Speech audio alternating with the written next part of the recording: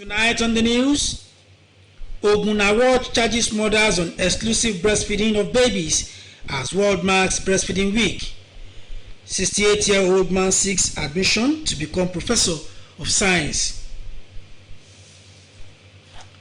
Good evening and welcome to Sunday edition of Channel 12 News on Nta Abeokuta. My name is Nta Abeokuta. Many thanks for joining us. As a result of the gradual decline in the number of those who have tested positive to COVID-19 in the last 2 weeks, the Lagos State Governor, Babajide Sanwo-Olu, has directed schools, worship centers, and recreational centers, as well as restaurants, to resume business across the state this August. Governor Sanwo-Olu, who stated this during a press conference, however, admonished Lagos residents to take responsibility for the safety of their lives and that of loved ones by adhering strictly to all COVID-19 safety rules. Thomas Ogbetere reports.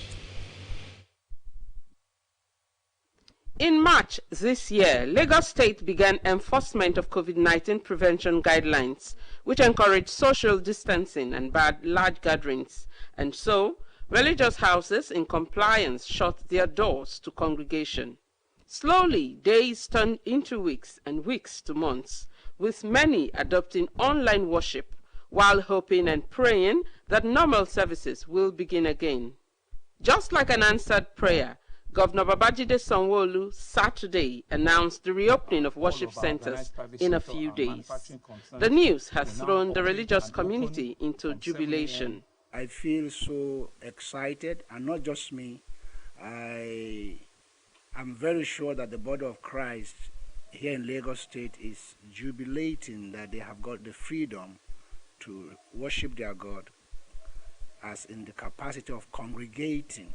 Joy Ngwakwe is a Christian who spent most Sundays in the last 4 months hooking up to online services. She says the thought of physically fellowshipping with others is overwhelming. Nothing beats that one-on-one interaction, seeing people, getting to know how they are. Although the commencement of services is not without conditions, religious leaders say measures are already in place to ensure 100% compliance.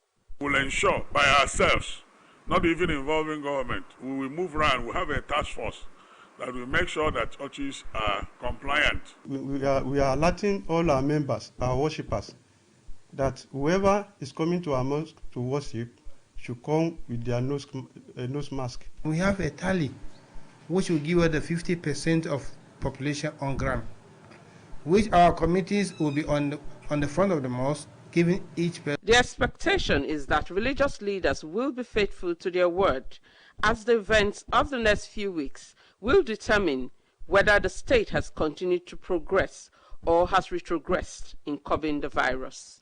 In Lagos, Joy Ken Abakuya, NTA News. Away from worship centers, World Breastfeeding Week is celebrated every year from 1st to 7th of August to encourage breastfeeding and improve the health of babies around the world.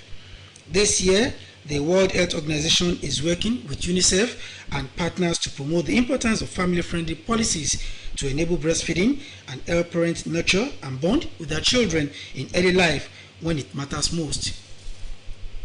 Meanwhile, as the world marks 2020 World Breastfeeding Week from August 1 to 7, the Nigerian Association of Women Journalists, NAWOJ Ogun State Council, is joining WHO and UNICEF to promote counseling on skilled breastfeeding as a critical and crucial part of breastfeeding process.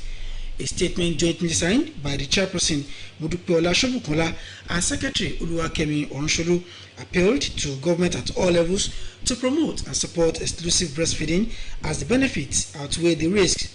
The association frowned at practices such as introducing substitute for breastfeeding before 6 months that may interfere with optimal breastfeeding. The association therefore pledges her support to counseling of women and encouraging them to nurture excellent children for a better society. The theme for this year is Support Breastfeeding for Healthier Planet. Light exposure at the wrong time alters the body's internal sleep clock, the biological mechanism that regulates sleep-wake cycles in ways that interfere with both the quantity and quality of sleep. What are the health benefits of sleeping in the dark room? When it comes to sleeping at night, different people have their different ways at which they enjoy their sleep in the night. To some people, sleeping with their lights on makes them sleep better, while others have the opinion that keeping the lights off makes them enjoy their sleep a lot more better. However, let's hear from the horse's mouth. I think when there is light, the light is always so shine that I won't be able to sleep. I'll just feel the reflection of the light. I'll just feel as if I'm awake. Except I hear sounds like I want to know what is happening, then I'll put on my lights. I don't like light reflecting in my eyes whenever I'm sleeping. I feel comfortable with sleeping with light off. I prefer to leave my lights off when I'm sleeping because when my light is on, it disturbs my eye and then I won't get to sleep the way I'm supposed to sleep. Having heard what the people say about the ways they prefer sleeping at night, what do the medical experts have to say about this? Are there benefits of sleeping at night with lights on or off? Physiologically, sleep involves a lot, and sleep can actually be classified into two types. We have the non-rapid eye movement sleep and the rapid eye movement sleep. There are quite a lot of changes. We see it in the hormonal levels, behaviorally, and the changes when we measure some activities of the brain. Research has proven that sleeping in the dark not only improves insomnia, but also one's mental focus and alertness, as leaving the light on while asleep makes it difficult for one's brain to achieve deeper sleep, which could lead to depression, obesity, increased risk of chronic diseases, among others. Important that we also take into consideration the experts' advice while sleeping. In Uyo, Kevin Samuel, Nta. Many thanks for that report. And moving on, there should be no end to the search for knowledge, as every individual is free to pursue his or her vision in life with determination, not minding the age or status. Yemidali Mohamed, a 68-year-old man in Ado-Ekiti, who sat for 2020 UTME, seeking for admission into the university because he is aspiring to become a professor in sciences. Yemi tells us more about this man. The story of Pa Gabriel Olaniwaju Akinyemi might not have been different from that of some elderly Nigerians who study at their old age. Professorship sounds interesting. The sexagenarian retired as a deputy court registrar in Ekiti State Judiciary in 2012 and enrolled into one of the secondary schools in the state and was admitted into the SS1 class. He mingled well with the little children, got promoted to SS3, and wrote the June-July diet of the National Examination Council (NECO), which he passed in 2017 with 8 credits in all his science-related subjects. Pa Gabriel Akinyemi wrote the 2020 Unified Tertiary Matriculation Examination (UTME), seeking admission to study pharmacy in the university, but said would accept biochemistry in case his first choice was not given to him. Old age is not a barrier to go further in education, in academic work. So far, the person is interested in it. To have something added to my name, that Mr. Kemi is no longer Mr. Kemi, is holding a PhD degree, and so on. Ekiti State Coordinator of JAM, Mr. Abdurrahim, and a psychologist commends the ambitious and dogged determination of the man, while some youths also say they have a lot to learn from him. We were shocked when we met the appearance of the man, and since he said he wants to study, that we don't have any option than to register. Success does not come without hard work. It's not feasible, it's not achievable. Even the retirement age for professor now is 70. It's good to have good fantasy, I mean, because it gives you hope and makes you to be alive to achieve your dream. But you pursue it, and because of pursuing it, you have peace of mind, and at the same time you are happy, but you may not achieve it. You need to pursue what your goal. that you need to pursue your goal in order to achieve what you wish to achieve in life. The sextagenarian admission seeker wants his retired colleagues not to think they cannot pursue more goals in life after their retirement, saying education is truly to the end of one's life. An inspiring story of never say never there. Many thanks, Emi, for that report. Moving on, the increasing cases of sexual assault on minors is assuming an alarming proportion. What is more worrisome is that male children are not spared of this heinous act, as shown by the case of a 15-year-old deaf and dumb boy who was allegedly sodomized by his neighbor. This ugly incident has left the victim traumatized.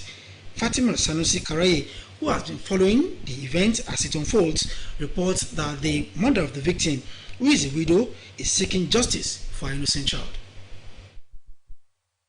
The people of Medille in Kumbozo local government area of Kano State remain dumbfounded as their 15-year-old son, Ahmed, was allegedly sexually molested by a 40-year-old. The victim was rescued by members of community security outfit in an uncompleted building near a deserted pond. The vigilante that apprehended the suspect said they heard a distressed cry at around 10 p.m., which attracted their attention towards the area.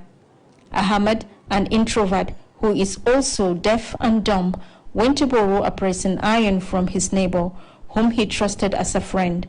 He was not given the pressing iron. Instead, the neighbor, using cover of the night, dragged the minor to a deserted area and betrayed his trust. We heard a commotion, and when we ran inside, we saw the deaf boy struggling to free himself. So we took them to police station. The deaf boy was taken to hospital to be examined. We are calling on government to please help us because we do not know what is happening with the court.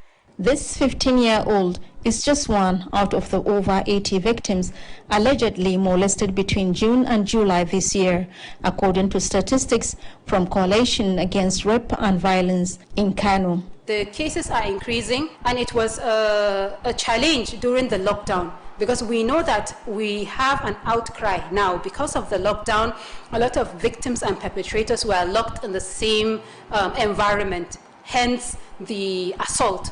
Training even our personnel on how to handle rape cases and carry out investigation of rape cases so that we'll have a successful prosecution in court. So we have not left any stone unturned to ensuring that all cases are reported to the police, are properly investigated and prosecuted. He said most victims are lowered into the trap with food or money, where he called on parents to be vigilant and aware of their wards' whereabouts, as perpetrators take advantage of parental absence, especially when the minors are street hawking or running errands. These children travel 40 to 50 kilometers every day to come to this spot where they engage in street hawking, exposing themselves to all forms of abuses. One may wonder, is there any law that prohibits juvenile from street hawking? If there is, then why do we have these children on our streets? Rape is grievous and dehumanizing, according to experts, and its effect on victims usually lingers, just like in the case of this 15-year-old. He is afraid of people and never leaves his mother's side, as she is the only person he trusts. He hopes the justice system. Update on the man who committed suicide in Trace office in Nta Abeokuta. Details of that and more when we come back after this time out. Stay with us.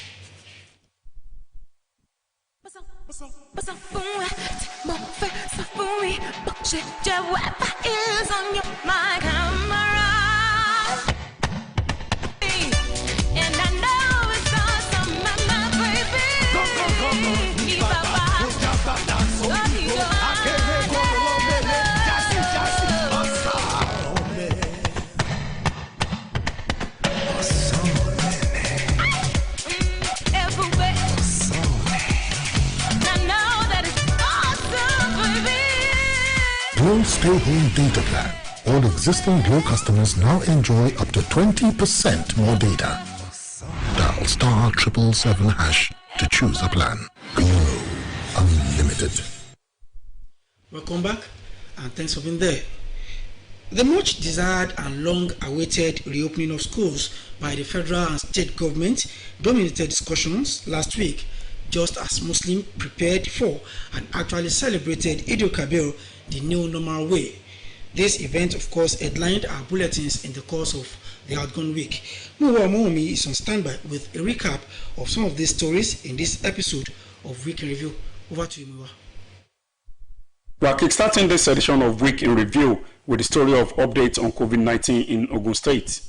The Ogun State government says it is working towards reopening worship centers from 14th of August 2020 in the state. The state governor, Nta Abeokuta, who disclosed this at a media briefing, also announced 4th of August 2020 as resumption date for exit classes in both public and private secondary schools in the state to enable students for 2020. We have put in place a multi-dimensional approach toward ensuring that students resume learning in a safe and healthy environment.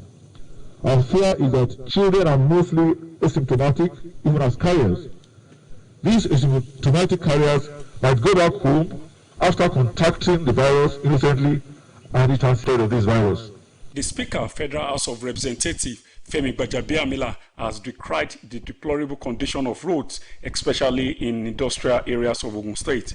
The Speaker, who interacted with Governor Nta Abeokuta on the matter, assured that the federal government will collaborate with the state towards enabling infrastructure. This is an industrial state, so to speak, and if you have several companies that are developing the state, developing Nigeria, situated in places where they can't, that are not passable, it makes that environment very difficult for them to work. So the observations were well received. It is for us to look at the whether it is even possible legally for the state, for the federal government to transfer federal roads to any state. I'm not sure where the law stands on that. I'm not sure how feasible that is.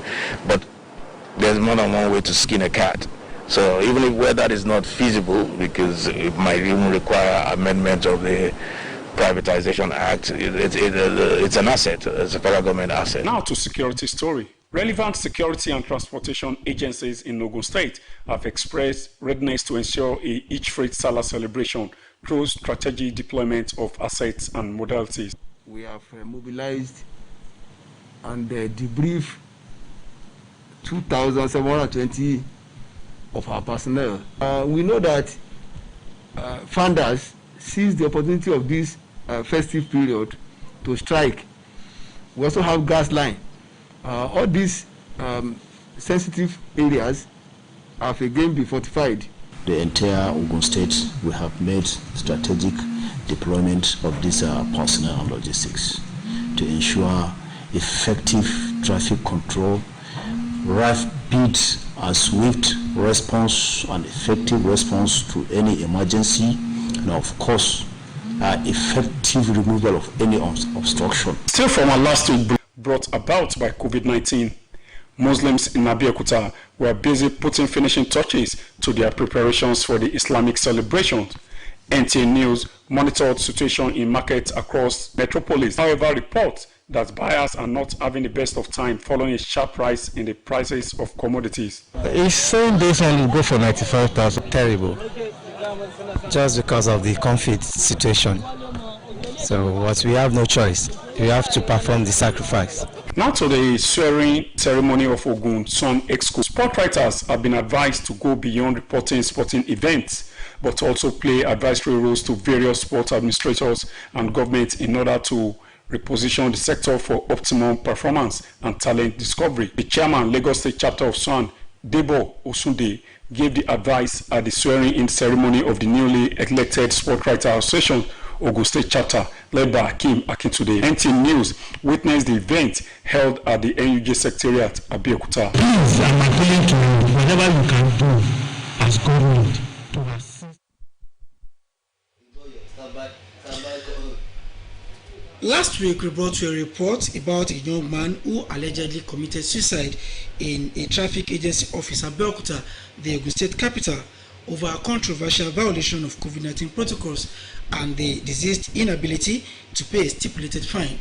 Well, his family members have showed up to challenge his death, as well as the agency's claim that it was a premeditated suicide due to a strange relationship between the deceased and his boss. Hakim Jibo's report is presented in this package.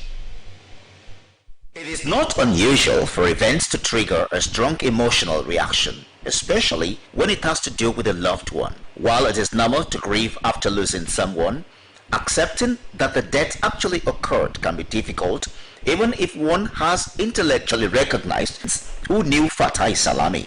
They are yet to come to terms with the fact that he is no more. They are still wondering what could push the deceased to commit suicide in the premises of Ogun State Traffic Compliance and Enforcement Agency, TRACE, on Monday the 20th of July 2020. Why do you have to take your life? So is that the end of it? It's ungodly. It's a crime on its own. Kill itself. It's not good. Although family members of the deceased are still grieving over the matter, they however debunked the claim by TRACE that the driver of the alleged truck managed by Fatai was apprehended and asked to pay only 10,000 naira fine for committing traffic infraction in the capital city. My boss told them that the money with him was 150,000 naira and pleaded with them that somebody gave him the truck to use for business, but they refused to collect the money. They said there was nothing they could do to help him than for him to pay the total amount of 200 that the truck stayed in their premises until that Monday. The first offense that they charged him for is restriction, and that is 10,000 naira is here. Now the second offense written here is TRSO1, which is disobeying traffic control personnel, M09, and that is obstruction, which they wrote as obstruction of public road, and that is charged for 50,000 naira as written here. Then the next one is TTV04, which is towing truck vehicle loaded. That is number 55. That is charged. The charge on that is 150,000 naira. If you add that up, that will give you 215,000 naira that is being circulated. The deceased family members are also challenging TRACE to produce evidence of allegation that the deceased was under depression to take his life. How possibly somebody I spoke with on Saturday and Sunday that was full of life can possibly commit suicide? No sign of depression, no sign of health history. And he called me again on Monday morning. We need the assistance of good Nigerians. We don't have the money. In a swift reaction, the public relations officer of TRACE, Babatunde Akimbi, denied the allegations and tried to set the record straight. He was on a suicide mission because the last person he made a contact with via his phone, I think he was telling that person that he's now in TRACE office. They was going to kill himself. Meanwhile, the Ogun State Police Command is awaiting autopsy result to enable the command commence full and proper investigation into the matter, even as his body still lies in the mortuary. An indigene of Kogi State and father of 3 boys, Fatai Salami, until his death, lived in Isheri, Lagos. And that's the size of our package on Channel 12 News for